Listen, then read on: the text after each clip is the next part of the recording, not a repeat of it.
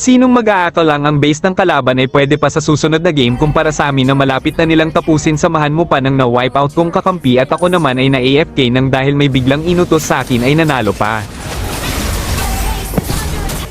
Victory! Oh, DD, oh, what it is? Oh, DD, what it is? Paano nga ba namin ito nagawa, panoorin nyo? Dito ay gumawa ako ng katangahan kaya napatay ako ni Leslie. Kung makikita nyo 5-0 na yung score kasi sobrang snowball talaga ng mga kalaban dito, lalong-lalo na yung Terizla nila.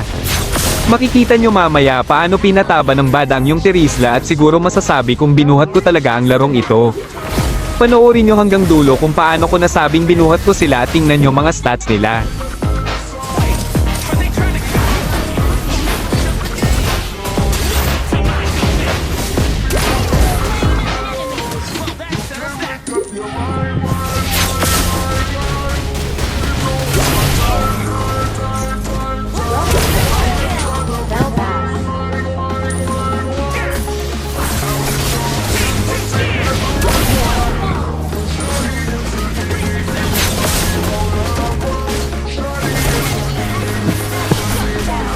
Dito ko na nasabing sobrang taba na ng Terizla at di ko talaga namalayan dahil kahit 2-3 na kami dito ay wala pa rin kaming palag.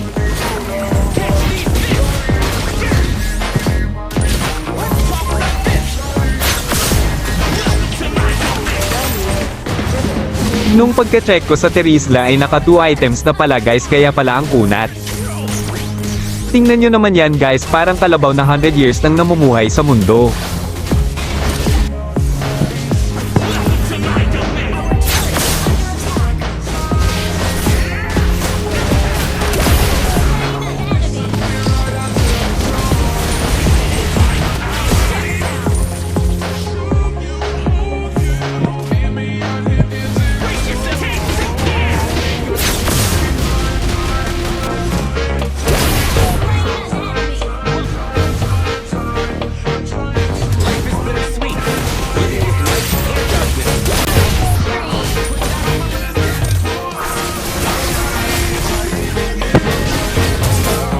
At dito na nagsimula na unti-unti nang nauubos mga kakampi ko at ako naman ay na-AFK.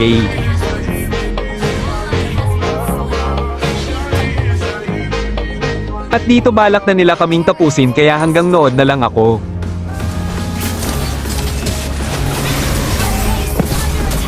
Pero nabigyan pa rin kami ng swerte dahil na-def pa ng kakampi ko ang base namin kaya it's time sa pagbawi ng api.